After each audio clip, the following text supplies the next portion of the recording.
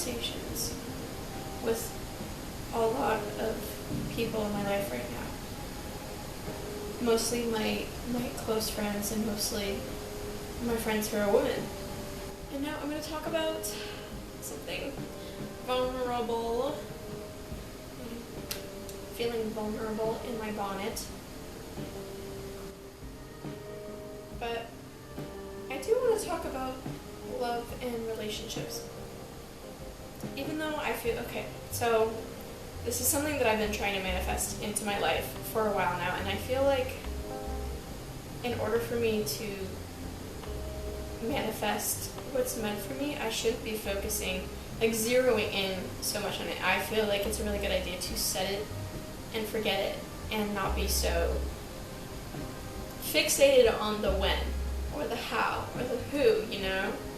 I saw a video the other day by a YouTuber of the name, I believe her name is Pearl, and there was a video that she put out, and I put it up on the screen or put it in the links below or whatever, but it basically made me rethink the way that I view love and the way that I have made it a necessity in my life.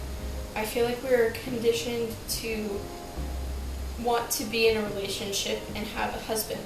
As women, we want to have a husband, and this is instilled in us from a very young age. And I think it's kind of stupid, and it's really setting yourself up to suffer a lot. Hi, Bella. Hi.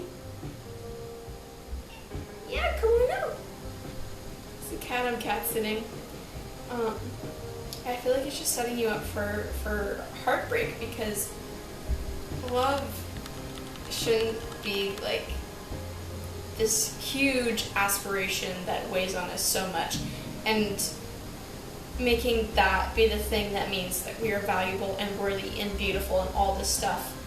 And I feel like from a young age I thought, if I'm loved, then I am worthy. If I'm loved, I'm beautiful. Because I grew up bullied. People would, I don't know, like make fun of my appearance, whatever. And so I feel like I thought, well, everyone doesn't seem to like me all that much, but maybe someday there will be one person who likes me and will prove my value. I feel like that's just kind of tucked away in me. And anyways, back to this video that I saw. It was basically like, do you want to be loved or do you want to be picked? And I was like, oh my god, I don't actually know if this strong desire I felt is the desire to be loved or the desire to be chosen, to feel chosen.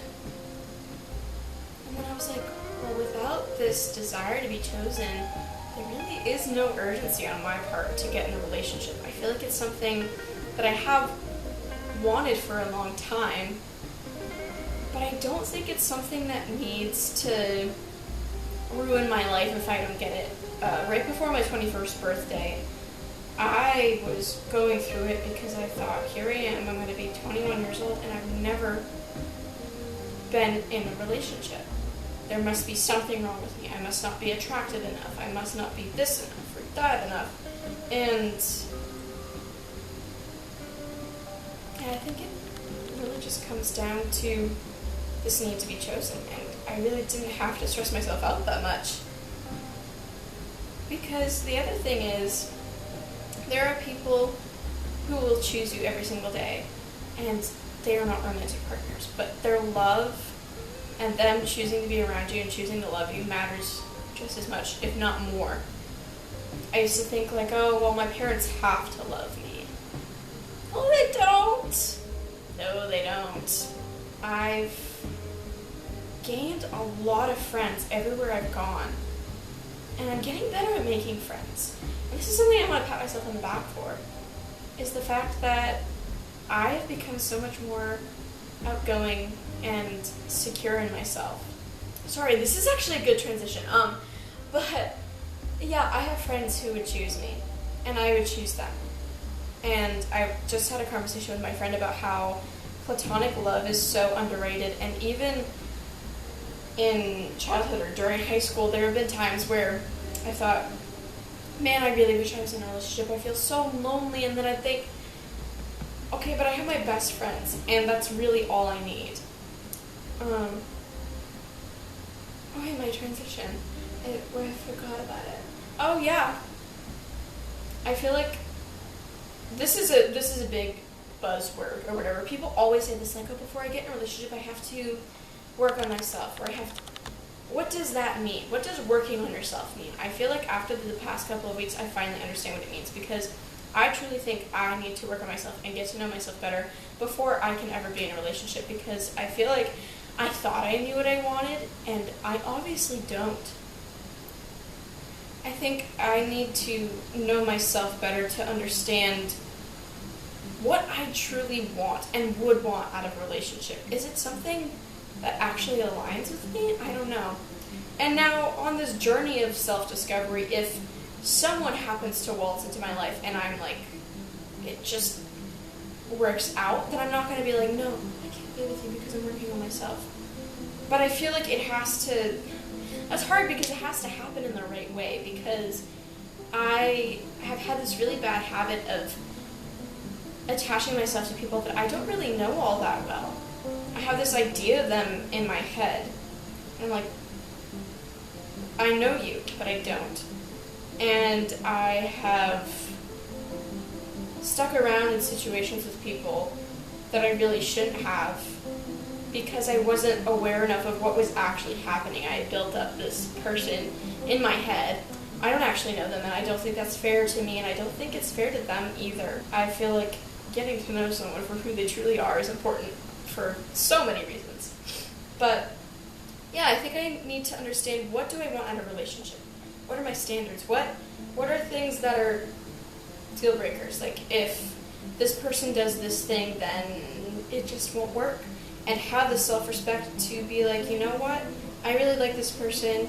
I'm really attracted to them, but it's just not going to work out because we're not in alignment, and that's fine. And being secure in the fact that, because this is what I do, is I'm like, this is my one chance, and then it doesn't work out. I'm like, oh my god, my one chance, oh my god. And then I cling on. A mess. It's a mess, really. I don't think it's fair to assume that I will have one chance in life to find the person I'm meant to be with. And I think I've done a lot of work. That was my transition. I don't know if I mentioned that yet, but I've done a lot of work on loving myself more and giving myself more grace and treating myself like I'm a friend. And this is another thing that this one creator that I had talked about said, was like, if you love yourself, and self-love, it isn't just like, oh my gosh, like, I'm so perfect, I'm so wonderful, I feel like you can love yourself, but then also, like, if you saw your friend about to do something stupid, you'd stop her. If your friend was exhibiting behaviors that were unhealthy or just not okay, you'd want to stop her and be like, listen, I love you so much, but you are destroying yourself.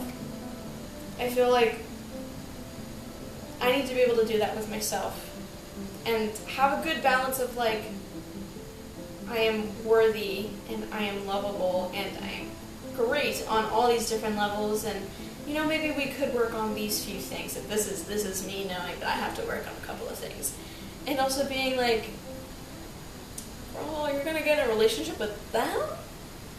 Really? I think there's a lot of work that I could do, a lot of different things I need to do to get to know myself better, and I feel like part of that is also just exploring every aspect of life to understand, what do I like, what don't I like, and be more present with myself, and learning about my own personality and finding ways to show love to myself as well.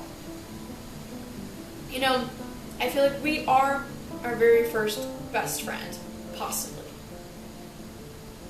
Yeah, I think we are our first best friend, and we have a best friend, and she has a quality that's really amazing. When you want to sit down to her and be like, listen, that thing that you do, that personality trait that you have, that is amazing, and I love you for it. And why is it so hard to do that? with ourselves.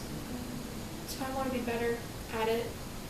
And this week I think I've done a pretty good job of appreciating what I do have. Do I have a relationship? No. Do I have friends and family that love me? Yes. Am I able to spend time with them? Like, I have these people who want to spend time with me. They go out of their way to spend time with me. Like, I go out of my way to spend time with them. Isn't that great? Who needs to go on a date when you have friends? When you have women, especially, who understand the experiences you're going through, and you can form this camaraderie with them. Like, man, I have to put women first. That's the other thing, is I feel like I've been wicked male-centered the past couple of months, and it's gotta stop. And it is stopped. Is stopped? Sorry, I feel like the way that I said that was just so uneloquent. It has stopped. I've stopped myself.